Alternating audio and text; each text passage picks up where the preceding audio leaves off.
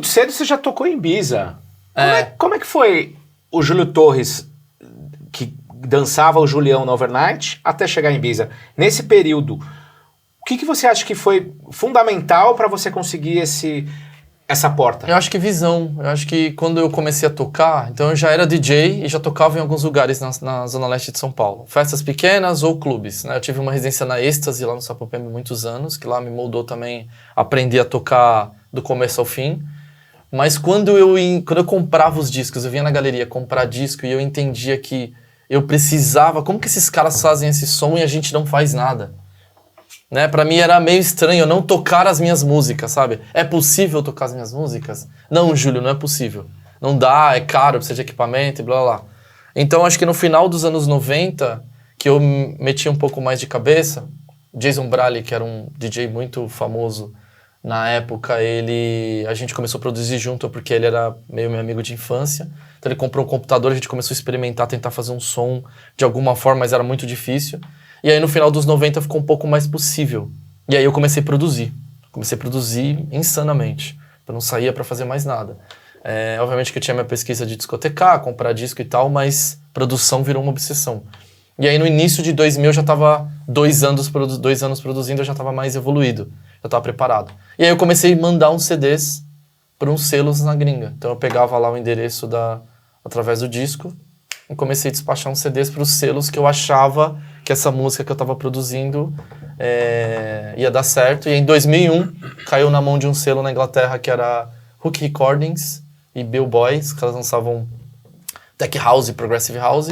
E aí esse lançamento me levou para a compilação do Space de Ibiza e no mesmo ano um convite, obviamente que não era um convite pagando a minha passagem, mas se eu tivesse em Ibiza eu teria a possibilidade de, por conta de estar na compilação, tocar no clube. Então eu toquei no Space e no Amnesia. Foi uma uau.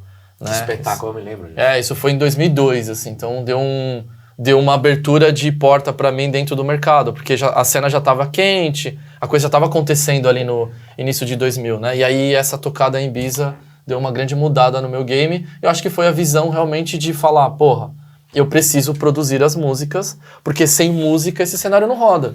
E você já tinha cautela, essa visão é muito à frente, hein, Júlio? Porque assim, o fato de você já pegar os endereços dos discos, das gravadoras, na contracapa do disco, isso, e já mandar a tua música direcionada pra gravadora, isso é uma visão que parece óbvio, mas não é, hein, cara?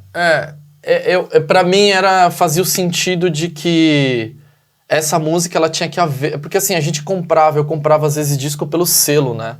Então eu pensava, se esse selo lança esse tipo de som e o som que eu tô fazendo é dessa galera, então eu quero fazer parte dessa galera. E eu comecei a despachar muitos CDs e demorava, né? Então não tinha resposta e tal. E aí começou a chegar uns e-mails e os caras querendo conversar pelo ICQ. Tá ligado? Que era tipo um WhatsApp, um Messenger, né? E aí eu comecei a falar com os caras até que esse deu certo e os caras lançaram o meu disco. E aí depois foi lançando outros discos, né? Mas eu acho que a visão de produzir a sua música... Porque depois de um tempo ficou... Hoje, por exemplo. Assim, você não é um DJ... Você pode até ser, mas você não vai ser um DJ de expressão se você não produzir sua música. Você pode ter um tempo, né, de estar ali no mercado porque você tem um contato, porque você é bem relacionado, ou porque você toca muito bem. Mas acho que depois de um tempo você precisa mostrar um pouco desse lado. Como é que você se ligou... que você tinha que estar nesse crew dessas gravadoras, com esses DJs, nesses selos? Como é que você teve essa sensibilidade? Eu acho que é o gosto por aquele tipo de som. Então aquele tipo de som ele já me atraía, e aí eu comecei a produzir as músicas inspirado nessa galera. Então eu queria fazer parte dessa galera, e de certa forma eu acho que não era uma cópia, né? Porque...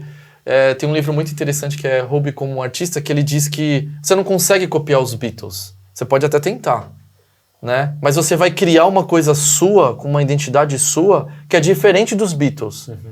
Os Beatles vai acabar sendo uma inspiração para você, mas não vai ser o som dos Beatles. Então acho que de forma inconsciente eu fiz isso. Eu tava meio que copiando ou tentando chegar num som que esse time, essa galera, que na época era o Chris Coe, desse time, do que eles produziam, então eu comecei a produzir muito parecido e caiu na graça dele. Só que eu acho que tinha um ID meio Brasil, que eu também não sabia o que era, e eles gostaram. Nessa época o Steve Lawler te deu uma moral também, né? Depois eu lancei lá com o Steve Lawler, depois eu lancei com o Nick Fanciulli numa compilação da Renaissance, então foi me abrindo as portas. E aí aquilo me arreganhou mesmo as portas de eu poder lançar